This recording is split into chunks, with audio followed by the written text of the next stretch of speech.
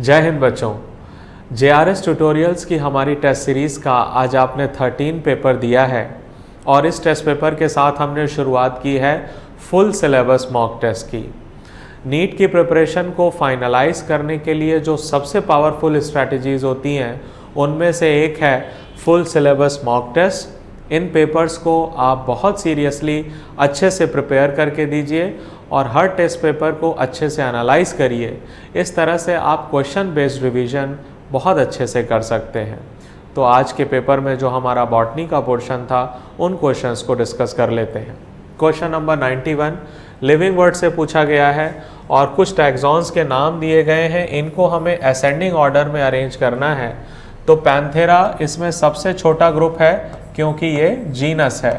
तो पैंथेरा के बाद पोएसी, एसी से हम पहचान सकते हैं कि ये क्या है, फैमिली। तो पैंथेरा के बाद पोएसी को रखिए। इसके बाद पॉलीमोनियल्स में एल्स है, इसको हम पहचान सकते हैं ये ऑर्डर है और मोनोकॉट एक क्लास है। तो यहाँ पर सही ऑर्डर होना चाहिए CABD। क्वेश्चन नंबर 92 पूछा जा रहा है plant cells do not divide their cytoplasm by forming a furrow in cell membrane like animal cells. तो यहाँ पर फरो फॉर्मेशन एनिमल सेल्स की तरह क्यों नहीं हो पाता? हमने NCERT में पढ़ा है क्योंकि यहाँ पर एक रिलेटिवली इनएक्सटेंसिबल सेल वॉल होती है। तो थर्ड आंसर। फंगस से मिलने वाला सेकेंडरी मेटाबोलाइट, क्वेश्चन नंबर 93। तो आपको बहुत अच्छे से पता है पेनिसिलिन एक एंटीबायोटिक है, सेकेंडरी मेटाबोलाइट है और ये हमें मिलता है फंजाई पेनिसिलियम से। Third answer. 94 एक नॉर्मल वुमन है जिसके फादर कलर ब्लाइंड थे, इसकी शादी एक नॉर्मल मैन से हो रही है तो सन्स वुड बी। तो कलर ब्लाइंडनेस के चांसेस पूछे जा रहे हैं। बच्चों ध्यान दीजिए कि वुमन नॉर्मल है यानी इसको कलर ब्लाइंडनेस नहीं है, लेकिन इसका फादर, इस वुमन के जो फादर थे वो कलर ब्लाइंड थे यानी फादर का जीनोटाइप XY रहा होगा और इस वुमन ने ये XY अपने फादर से ज़रूर इनहेरिट किया होगा। यानी वुमन का जीनोटाइप हमें XY लिखना पड़ेगा क्योंकि ये कैरियर होगी और वैसे इसको कलर ब्लाइंडनेस नहीं होगी। और इसकी शादी एक नॉर्मल मैन से हो रही है यानी मैन का जीनोटाइप XY होना चाहिए। तो पूछा जा रहा है कि सन्स में कलर ब्लाइंडनेस की क्या प्रोबेबिलिटी है। तो आप पनेट स्क्वायर बना लीजिए। मदर से दो तरह के गैमेट्स बनेंगे XC और X, और यहाँ जो फादर है फादर से दो तरह के गैमेट्स X और Y। तो हमें सन्स की प्रोबेबिलिटी केवल पूछी जा रही है यानी सन्स वो होंगे जहाँ Y। तो सन्स को देखिए XCY और XY। तो ये जो सन है ये कलर ब्लाइंड होगा यानी हम कह सकते हैं कि 50% sons are colour blind. Total children का नहीं बताना है बच्चों, यहाँ पर केवल हाउ मैनी सन्स पूछा जा रहा है। तो केवल आप सन्स को देखिए, यहाँ डॉटर्स को आपको काउंट नहीं करना है। 95 कुछ स्टेटमेंट्स दिए गए हैं और इसमें से हमें ट्रू स्टेटमेंट्स बताने हैं। साइटोप्लाज्मिक इंक्रीज एक कॉन्टिन्यूअस प्रोसेस है, सही है, NCERT की लाइन है। ड्यूरिंग एस फेज क्रोमोसोम्स का नंबर डबल हो जाता है क्या? नहीं, क्रोमोसोम का नंबर तो सेम रहता है। सेल्स इन क्विसेंट स्टेज यानी G0 स्टेज मेटाबॉलिकली इनएक्टिव रहती हैं? नहीं, एक्टिव रहती हैं। Interphase last more than 95% of time, सही बात है, यानी यहाँ पर दो स्टेटमेंट सही है। Find out the frequency of, ये बच्चों देखिए एक प्रोजनी है, इसकी फ्रीक्वेंसी पता करनी है। और पेरेंट्स क्या है? पेरेंट्स का ये जीनोटाइप दिया हुआ है। तो आपको यहाँ पर कौन सा तरीका अपनाना है? यहाँ प्रोडक्ट रूल लगाना होगा। जब आपने कैपिटल A स्मॉल a को कैपिटल A स्मॉल a से क्रॉस किया तो कैपिटल A स्मॉल a की प्रोबेबिलिटी क्या होगी? 2/4। फिर इसी तरह B वाले केस में आते हैं। जब स्मॉल b को आपने स्मॉल b से क्रॉस किया तो स्मॉल b की प्रोबेबिलिटी क्या होगी? 100%, यानी 1/1 कह सकते हैं या 1 कह दीजिए। फिर C पर आते हैं। जब कैपिटल C को आपने स्मॉल c से क्रॉस किया तो कैपिटल C की प्रोबेबिलिटी क्या होगी? सारे कैपिटल C होंगे यानी 1। फिर D पर आते हैं। जब स्मॉल डी को आपने कैपिटल डी स्मॉल डी से क्रॉस किया यानी एक तरह से टेस्ट क्रॉस किया, तो कैपिटल डी स्मॉल डी की प्रोबेबिलिटी क्या होगी, तो 1/2 कहना चाहिए, 1/2। और इसी तरह ई पर आइए, ये वाला भी एक टेस्ट क्रॉस की तरह है। जब कैपिटल ई स्मॉल ई को स्मॉल ई से क्रॉस किया तो स्मॉल ई की प्रोबेबिलिटी क्या होगी, स्मॉल ई की प्रोबेबिलिटी होगी 1/2। तो इसको आप कैलकुलेट कर सकते हैं, ये हो जाएगा 1/8 इंटू 100 कर दीजिए, तो आप क्या कह सकते हैं 50/4 यानी कि 12.5%। तो प्रोडक्ट रूल लगाना है 12.5%। 97 बच्चों, ये देखिए, ये वेक्टर का डायग्राम लास्ट ईयर भी पूछा गया था PBR 322 का। यहाँ पर हम पहचान सकते हैं कि A एम्पिसिलिन रेजिस्टेंस जीन है, B टेट्रासाइक्लिन रेजिस्टेंस जीन है, C वाला जो पॉइंट दिखाया गया है इको R1 की साइट होती है, और D टेट्रासाइक्लिन में ही BAM H1 की साइट होती है, यानी करेक्ट आंसर है थर्ड। आगे बढ़ते हैं 98 assertion reason, malonate can inhibit succinate dehydrogenase in TCA cycle. Biomolecule का क्वेश्चन है, मैलोनेट इनिबिट कर सकता है, हाँ, कॉम्पिटिटिव इनिबिशन में हमने पढ़ा है। और मैलोनेट स्ट्रक्चर में सक्सिनेट से रिजेंबल करता है, ये भी सही बात है, और यही सही रीज़न है कि ये सक्सिनेट डिहाइड्रोजिनेज को इनिबिट करता है, क्योंकि सक्सिनेट डिहाइड्रोजिनेज का सबस्ट्रेट क्या है, सक्सिनेट ही तो है, तो सबस्ट्रेट से ये क्लोजली रिजेंबल कर रहा था। हमने NCERT में पढ़ा है कि ये कॉम्पिटिटिव इनिबिशन का एग्जाम्पल है। दोनों बातें सही हैं और सही एक्सप्लेनेशन है, तो थर्ड आंसर। 99 कौन सा ETS में कॉम्प्लेक्स ऐसा है, माइटोकॉन्ड्रियल ETS की बात हो रही है, जहाँ पर इलेक्ट्रॉन ट्रांसपोर्ट नहीं होगा। तो कॉम्प्लेक्स 5 जो ATP सिंथेज है, इससे इलेक्ट्रॉन ट्रांसपोर्ट नहीं होता है। फिर देखिए क्वेश्चन नंबर 100, कुछ डिजीज़ेस के नाम दिए गए हैं और हमें बैक्टीरियल डिजीज़ेस आइडेंटिफाई करनी है।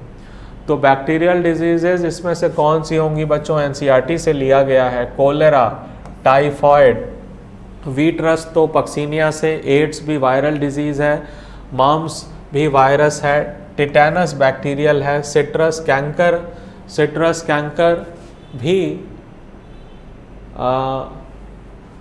बैक्टीरियल डिजीज़ है, इन्फ्लुएंजा वायरल डिजीज़ है, और स्लीपिंग सिकनेस ये ट्रिपैनोसोमा से, प्रोटोजोआ से, मलेरिया भी हमने प्रोटोजोआ में पढ़ा, पोटैटो स्पिंडल ये हमने वायरॉइड से पढ़ा, और क्रूट्सफेल जैकब डिजीज़ और मैड काउ डिजीज़ हमने प्रियॉन से पढ़ा है। तो यहाँ पर बच्चों 4 bacterial diseases cholera, typhoid, tetanus और सिट्रस कैंकर हमें मिल रही हैं। तो यहाँ पर आंसर होना चाहिए 4। फिर 101 if successive division of a bacterium occurs in every minute, कोई बैक्टीरियल सेल है हर मिनट में डिवाइड कर रही है, और एक टेस्ट ट्यूब है, ये इन बैक्टीरिया के डिवाइड करने से 1 घंटे में भर गई है। तो पूछा जा रहा है कि टेस्ट ट्यूब हाफ फिल्ड कब रही होगी, तो हर 1 मिनट में ये सेल्स डिवाइड कर रही हैं और 1 घंटे में पूरी फिल हो गई है टेस्ट ट्यूब, यानी 59 मिनट में ये हाफ फिल्ड रही होगी, और अगले 1 मिनट में ये जो आधे बैक्टीरिया थे सब ने बाइनरी फिजन किया, और जिसकी वजह से टेस्ट ट्यूब पूरी भर गई। ऐसे क्वेश्चन आपको कराए हैं। 102 यहाँ पर ई कोलाई और क्लेमाइडोमोनास में क्या डिफर नहीं करेगा, यानी सिमिलैरिटी, तो सेल मेम्ब्रेन एक जैसी सिमिलर होगी, हम कह सकते हैं, डिफरेंसेस नहीं होंगे। बाकी सेल वॉल में तो बहुत डिफरेंसेस होंगे। ई कोलाई बैक्टीरिया है, क्लेमाइडोमोनास आप इसको एल्गी भी कह सकते हैं, आप इसको प्रोटिस्टा में भी कंसीडर कर सकते हैं। राइबोसोम्स भी यूकैरियोट प्रोकैरियोट्स में डिफरेंट होंगे। क्रोमोसोमल ऑर्गेनाइजेशन भी प्रोकैरियोट्स में होगा, यूकैरियोट्स में नहीं होगा। सेल मेम्ब्रेन हमने सेल वाले चैप्टर में पढ़ा है कि सिमिलर कह सकते हैं यूकैरियोट प्रोकैरियोट की। 103 स्क्लेरेनकाइमा में वाइड ल्यूमेन तो होगी, लेकिन नॉन लिग्निफाइड सेल वॉल होगी क्या, नहीं, ये बात गलत हो गई, हमें यहाँ पर इनकरेक्ट बताना है। प्रेजेंस ऑफ पिट्स तो यहाँ पर होंगे, सही बात है। Present in hypodermis in stems of मेज एंड सनफ्लावर, दोनों की हाइपोडर्मिस में स्क्लेरेंकाइमा नहीं होगी। मेज की हाइपोडर्मिस मोनोकॉट है, तो यहाँ पर तो आपको स्क्लेरेंकाइमेटस मिलेगी हाइपोडर्मिस, लेकिन सनफ्लावर डाइकॉट है, यहाँ कॉलिनकाइमेटस हाइपोडर्मिस मिलेगी। तो सी गलत हो गया और D, these are usually dead and without protoplast, ये सही। तो हमें इनकरेक्ट बताना था, तो यहाँ पर ए और सी होना चाहिए। क्वेश्चन 104 इकोलॉजी का क्वेश्चन है, ऐसा क्वेश्चन हमने किया है। 400 लोटस प्लांट थे लास्ट ईयर और 16 ऐड हो गए, तो पूछा जा रहा है बर्थ रेट। तो आपको पता है कि कितने ऐड हुए डिवाइडेड बाय इनिशियली कितने थे, तो ये तरीका है और आप करोगे तो इसका आंसर आएगा 0.04 ऑफस्प्रिंग्स पर लोटस। ये बच्चों हम पर लोटस के हिसाब से बताते हैं, इसीलिए ये वैल्यू फ्रैक्शन में आ सकती है, क्योंकि इसको इनिशियल नंबर से डिवाइड किया जा रहा है। और अगर ये नैटेलिटी होता तो नैटेलिटी टोटल बर्थ है वो फ्रैक्शन में नहीं हो सकता, लेकिन ये बर्थ रेट है और विद रिस्पेक्ट टू पर इंडिविजुअल हम बता रहे हैं, इसलिए ये फ्रैक्शन में आ सकता है। इसको हम इनिशियल नंबर से डिवाइड करते हैं, इसलिए ये फ्रैक्शन में आ सकता है। 105 फिर बच्चों पूछा जा रहा है कि डीएनए की किस प्रॉपर्टी के कारण हम पीसीआर कर पाते हैं। Thermal stability. पीसीआर में हम 94 डिग्री सेल्सियस तक डीनेचुरेशन पे जाते हैं, तो डीएनए हाई टेम्परेचर पर भी स्टेबल है, इसीलिए हम वो डीनेचुरेशन वाला स्टेप कर पाते हैं। यहाँ पर presence of 2 prime OH group ये नहीं होता, एब्सेंस होती है। कैटालिटिक बिहेवियर नहीं और मोर रिएक्टिव नहीं, इसको लेस रिएक्टिव हम कहते हैं। 106 ये बच्चों जो लॉजिस्टिक ग्रोथ का इक्वेशन है, इसमें पूछा जा रहा है कि K-N/K क्या रिप्रेजेंट करता है, आपको बताया गया है इन्वायरमेंटल रेजिस्टेंस। 107 इकोसिस्टम के फंक्शंस में क्या नहीं आता है। हमें पता है 4 फंक्शंस होते हैं, स्ट्रैटिफिकेशन एक फंक्शन नहीं है, ये इसका स्ट्रक्चरल एस्पेक्ट है। कौन सा मार्सुपियल एक्सटिंक्ट हो चुका है, थायलासीन। 109 फोटोसिंथेसिस में ग्राना और स्ट्रोमा लैमेली के बने मेम्ब्रेनस सिस्टम की ज़रूरत होती है, हाँ सही बात है। और ये क्यों होती है, क्योंकि लाइट ट्रैप करने के लिए इनकी ज़रूरत है, they are responsible for trapping light energy. तो दोनों बातें भी सही हैं और ये करेक्ट एक्सप्लेनेशन भी है।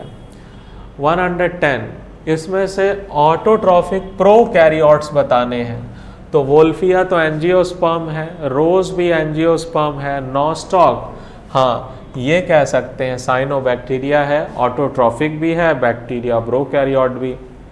क्लेमाइडोमोनास प्रोकैरियोट नहीं, ग्रीन एल्गी या प्रोटेस्टा में पढ़िए। वॉलवॉक्स भी ग्रीन ये एल्गी हो गया। नाइट्रोजोमोनास केमोक्लैट है, ये केमोलिथो ऑटोट्रॉफ, केमोसिंथेटिक बैक्टीरिया है, तो ये भी कह सकते हैं। कारा तो एल्गी है, फ्यूकस भी एल्गी है। एनाबिना भी हमारा क्या है, एनाबिना भी साइनोबैक्टीरिया ऑटोट्रॉफिक प्रोकैरियोट है, तो यहाँ आंसर होना चाहिए 3। डार्विनियन फिटनेस क्या होती है, high r value Darwinian fitness को बताती है। 112 न्यूट्रिएंट मोबिलाइजेशन इन प्लांट्स जिसके कारण डीले होता है लीफ सेनेसेंस में हमने पढ़ा है, इसका answer cytokinin. 113 which is not associated with prophase 1। तो देखिए ए कंडेंसेशन तो होता है बच्चों, मगर प्रोफेज 1 में डी कंडेंसेशन नहीं होगा। डी कंडेंसेशन तो आगे टीलोफेज 1 में कह सकते हैं, तो ये ए तो गलत हो गया और हमें नॉट एसोसिएटेड पूछा है। New combination of gene crossing over होता है, सही है। Reduction in number of chromosome क्या प्रोफेज में होता है, नहीं, ये तो एनाफेज 1 इसको कहेंगे, तो ये भी गलत हो गया। सिनेप्टोनेमल कॉम्प्लेक्स हाँ ये हमें मिलेगा। रिकॉम्बिनेज एंजाइम हाँ रिकॉम्बिनेशन क्रॉसिंग ओवर में काम करेगा।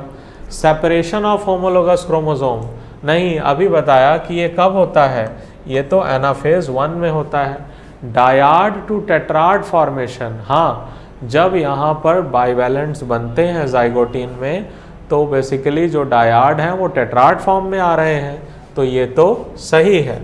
यानी इसमें से क्या नहीं एसोसिएटेड है, तो हम कह सकते हैं ए, सी और एफ, यानी इसका आंसर होना चाहिए 3rd। 112 केल्विन साइकिल में आपको पता है एक टर्न में 3 ATP और 2 NADPH2 चाहिए फॉर 1 CO2, लेकिन यहाँ पर 3 CO2 के लिए पूछ रहा है, इसलिए आंसर होगा 9 और 6। 115 टिश्यू कल्चर के लिए क्या ट्रू है ये पूछ रहा है। आपको बताया है कि टिश्यू कल्चर ये एक टॉपिक है जो न्यू NCERT में बायोटेक एप्लीकेशंस वाले चैप्टर में दिया हुआ है। पहली लाइन NCERT से ली गई है। साइंटिस्ट ने मेरिस्टेम कल्चर किया है बनाना, शुगर केन, पोटैटो का। सही। Isolated protoplast from 2 different varieties can be fused to get hybrid protoplast, और इसी प्रोसेस को सोमैटिक हाइब्रिडाइजेशन कहते हैं। थाउजेंड्स ऑफ प्लांट्स प्रोड्यूस करना टिश्यू कल्चर से, ये सोमैटिक हाइब्रिडाइजेशन नहीं कहलाता, ये माइक्रो प्रोपोगेशन कहलाता है। वायरस फ्री आप प्लांट अगर चाहिए तो परमानेंट टिश्यू से नहीं मिलेंगे, मेरिस्टेमेटिक टिश्यू के कल्चर से मिलेंगे। तो यहाँ पर कौन से सही हैं, first and second. 116 RNA interference जो मेलॉइडोगाइनी इनकॉग्निटा के लिए अप्लाई किया गया है, पूछा जा रहा है कि क्या करेक्ट नहीं है। तो एग्रोबैक्टीरियम वेक्टर का इस्तेमाल करके निमेटोड स्पेसिफिक जीन्स डाले गए थे प्लांट में, सही बात है, NCERT का स्टेटमेंट है। और जो होस्ट सेल्स थी यानी टोबैको प्लांट की सेल्स, उन्होंने सेंस, ये इंट्रोडक्शन इस तरह से किया था कि सेंस और एंटी सेंस RNA प्लांट में दोनों बन रहे थे, ये भी सही है। टोबैको प्लांट और फिर ये सेंस और एंटी सेंस मिल करके डबल स्ट्रैंडेड RNA बनाएंगे। तो टोबैको प्लांट ने जो डबल स्ट्रैंडेड RNA जनरेट किया वो निमेटोड इन्फेक्शन के लिए RNAi रिस्पॉन्स जनरेट कर रहा है, ये भी सही है। तो specific mRNA of plant was silenced, plant का mRNA साइलेंस नहीं करना है बच्चों, हमें किसका mRNA साइलेंस करना था, नेमाटोड का। और siRNA कौन एक्सप्रेस कर रहा था, प्लांट एक्सप्रेस कर रहा था, ना कि नेमाटोड। तो इसमें कितने इनकरेक्ट हैं, एक डी वाला इनकरेक्ट है, यानी first option. 117 simple stirred tank bioreactor का एक डायग्राम हमारी NCERT में दिया है। पूछा जा रहा है कि कौन से फीचर यहाँ पर इसके साथ एसोसिएटेड हैं। तो आप डायग्राम देखोगे, pH कंट्रोल करने की भी इसमें व्यवस्था होती है, फोम ब्रेकर भी लगा हुआ होता है, इम्पेलर भी होता है मिक्सिंग के लिए, स्टीम स्टरलाइजेशन के लिए इनलेट का भी अरेंजमेंट होता है। स्पार्जर नहीं होगा, ये स्पार्जर स्पार्ज्ड टैंक बायोरिएक्टर में होगा। तो इसका आंसर होगा ऑल एक्सेप्ट ई को छोड़ के सभी चीज़ें सिंपल स्टिर्ड टैंक बायोरिएक्टर से एसोसिएटेड है। 118 करेक्ट पूछा जा रहा है, तो करेक्ट क्या है, प्रोटीन में हमेशा सिंगल पॉलीपेप्टाइड चेन होगी क्या, नहीं, ज़रूरी नहीं है, मल्टीपल पॉलीपेप्टाइड चेन्स भी हो सकती हैं, जैसे हीमोग्लोबिन ही हमने पढ़ा, जैसे पायरुवेट डिहाइड्रोजनेज। तो बहुत सारे ऐसे एंजाइम्स हो सकते हैं जिसमें मल्टीपल पॉलीपेप्टाइड चेन होंगी, ऐसे प्रोटीन हो सकते हैं। Second, amino acid contain an amino group and acidic group as substituent on the 2 different carbons, नहीं, सेम कार्बन पे होते हैं जिसको अल्फा कार्बन कहते हैं। Lipids are generally water soluble, नहीं, इनसॉल्युबल। और फोर्थ सही है कि एंजाइम्स एक्टिवेशन एनर्जी को लोअर करते हैं। 119 देखते हैं, ये फिगर देखना है और बताना है कि क्या इससे कौन सा स्टेटमेंट, ये NCERT से डायग्राम लिया गया है बच्चों। बी क्या है, बी आपको बता दूं, आप देखोगे तो NCERT में क्या लिखा गया है,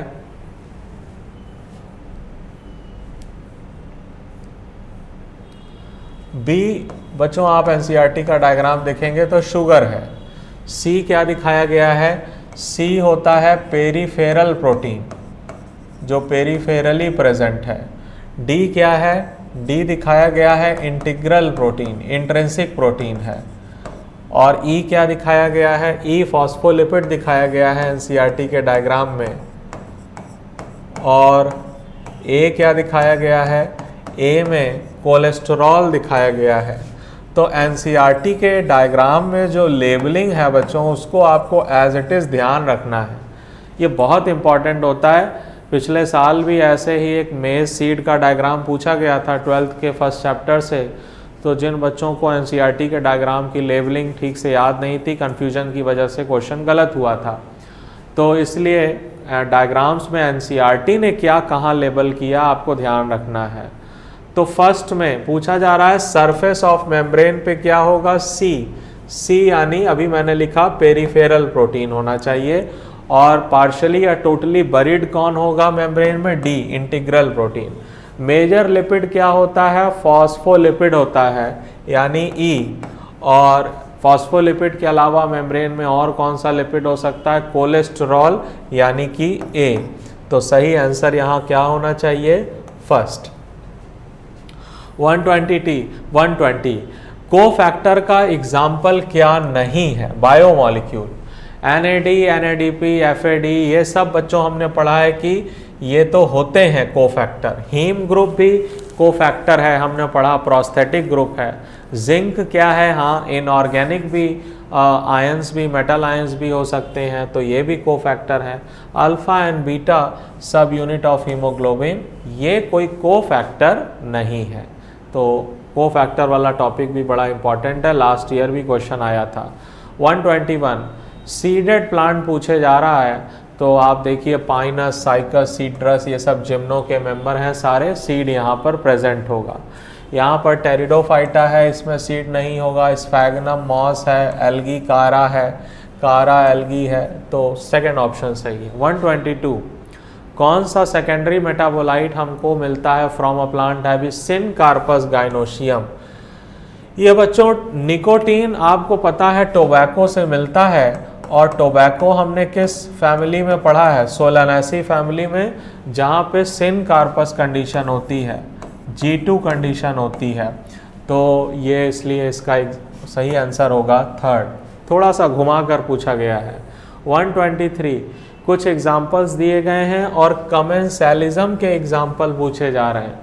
तो लाइकेन तो म्यूचुअलिज्म हुआ, फिग वैस्प भी म्यूचुअलिज्म हुआ, एपीफाइट और मैंगो ये कमेंसैलिज्म का एग्जाम्पल है। माइकोराइजा में दोनों को फायदा है। बर्नैकल और वेल भी एनसीईआरटी कह रही है कमेंसैलिज्म का एग्जाम्पल। प्रोनूबा मॉथ और यक्का दोनों को फायदा है। सी एनिमोन और क्लोन फिश ये भी, तो तीन यहाँ पर जो लिस्ट है इसमें से कमेंसैलिज्म के एग्जाम्पल हैं। और कैटल इग्रेट्स, इग्रेट बर्ड्स भी ये बड़ा अच्छा एग्जाम्पल होता है, ये भी पूछा जा चुका है, दिया गया है। 124 लिलिएसी का पहचानना बहुत आसान है, floral formula first. TCA cycle में पूछा जा रहा है कि अगर सारे ऑक्सीडेशन स्टेप पर FADH2 ही बनता तो ATP में कितनी कमी आ जाती 1 साइकिल होने पर।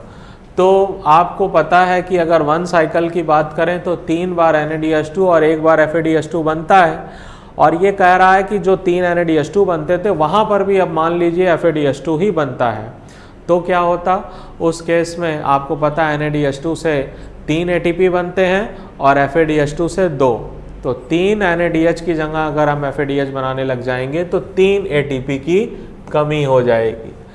126 मोनोशियस प्लांट, मोनोशियस प्लांट क्या होते हैं, मोनो पे दोनों, यानी उसी प्लांट पर मेल फ्लावर भी होगा, उसी प्लांट पर फीमेल फ्लावर। तो ऑटोगैमी तो ठीक है, लेकिन गीटोनोगैमी तो हो सकती है, तो स्टेटमेंट 1 गलत हो गया। स्टेटमेंट 2 मोनोशियस प्लांट में मेल और फीमेल डिफरेंट पर नहीं होते, सेम पर होते हैं, तो दोनों यहाँ पर स्टेटमेंट फॉल्स हैं। 127 मैच करना है, पूछा जा रहा है कि कौन से ऐसे हैं जो करेक्टली मैच हैं। तो राइबोसोम RNA और प्रोटीन का बना होता है, प्रोटीन सिंथेसिस होती है, सही।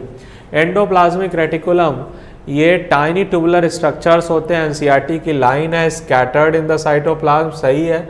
Site for synthesis of protein and lipid, RER पे प्रोटीन, SER पे lipid. Kinetochore disc shape structure है, लेकिन बच्चों ये सेकेंडरी कंस्ट्रिक्शन पर नहीं होते, प्राइमरी कंस्ट्रिक्शन पर होते हैं, तो ये वाला सी तो गलत हो गया। D microbodies membrane bound minute vesicles हैं, लेकिन एनसीईआरटी कह रही है कि ओनली इन प्लांट में नहीं, एनिमल में भी मिलते हैं। तो कितनी बातें यहाँ पर सही हैं, 2 बातें, यानी फर्स्ट ऑप्शन। 128 DNA फिंगरप्रिंटिंग का करेक्ट तरीका पूछा जा रहा है। तो बच्चों हमें पता है कि डीएनए फिंगरप्रिंटिंग नहीं, डीएनए रेप्लिकेशन में जो पॉलीमराइजेशन का डायरेक्शन होता है वो क्या होता है, 5 प्राइम टू 3 प्राइम। तो आप देखोगे कि यहाँ 5 प्राइम टू 3 प्राइम ये लीडिंग स्ट्रैंड है और ये लैगिंग स्ट्रैंड दिखाई गई है 5 प्राइम टू 3 प्राइम, फिर 5 प्राइम टू 3 प्राइम। तो आप पहचान सकते हो कि करेक्ट आंसर थर्ड है। 129, एक बैक्टीरियम है जो लैक्टिक एसिड प्रोड्यूस करता है कमर्शियल स्केल पर, तो क्या होना चाहिए, लैक्टोबैसिलस। तो आप देखिए, फिर फंगस जो साइक्लोस्पोरिन प्रोड्यूस करता है, कौन सा फंगस है, ट्राइकोडर्मा पॉलीस्पोरम। और कौन सा ऑर्गेनिज्म है जो स्टैटिन देता है, एक ईस्ट होता है मोनास्कस परप्यूरियस। और कौन सा फंगस एंटीबायोटिक देता है, पेनिसिलियम। तो आप इजीली पता कर सकते हो कि थर्ड आंसर होना चाहिए। 133, अब ये बच्चों आपको एस्टिवेशन दिखाए गए हैं। पहला एस्टिवेशन कैसा है, वॉल्वेट का हमने पढ़ा है, कैलोट्रोपिस। दूसरा कौन सा है, ट्विस्टेड, जो मालवेसी फैमिली में China rose, lady finger, cotton में पढ़ा है। तीसरा इम्ब्रिकेट है, कैशिया में पढ़ा है। और ये तो बहुत आसान है, अगर केवल आप इसको भी पहचान जाएं कि ये फैबेसी में पी में पढ़ा था तो भी आप आराम से कर सकते थे, यानी यहाँ पर थर्ड आंसर होना चाहिए। 131, ये बहुत ही आसान है, फोटोसिंथेसिस से लिया गया है। एंजेलमान ने प्रिज्म यूज़ किया था और लाइट को स्प्लिट किया था। कौन सा ग्रीन एल्गी यूज़ किया था, क्लैडोफोरा। और एरोबिक बैक्टीरिया यूज़ करके इन्होंने क्या स्टडी किया था, एक्शन स्पेक्ट्रम स्टडी किया था। फिर 132 बच्चों, ग्लाइकोलिसिस के स्टेप्स सही सीक्वेंस में, तो आप जानते हैं कि इसका थर्ड आंसर होना चाहिए। 133, मेगा स्पोरोजेनेसिस और मेगा गैमेटोजेनेसिस के संदर्भ में क्या सही नहीं है। तो पहला ही स्टेटमेंट देखिए, generally group of megaspore mother cells आती हैं, क्या नहीं। एनसीईआरटी कह रही है कि एक single megaspore mother cell micropylar region में, यही इनकरेक्ट है, तो यही सही आंसर होना चाहिए। फिर 134, इनकरेक्ट बताना है, तो बहुत आप एनसीईआरटी की लाइन ही ली गई है, पामिटिक एसिड में 16 कार्बन होते हैं लेकिन इंक्लूडिंग कार्बोक्सिलिक ग्रुप, तो यही स्टेटमेंट इनकरेक्ट है। लिपिड्स स्ट्रिक्टली माइक्रोमॉलिक्यूल है, सही है। ऑयल्स का लो मेल्टिंग पॉइंट है, ग्लिसरॉल ट्राईहाइड्रोक्सीप्रोपेन।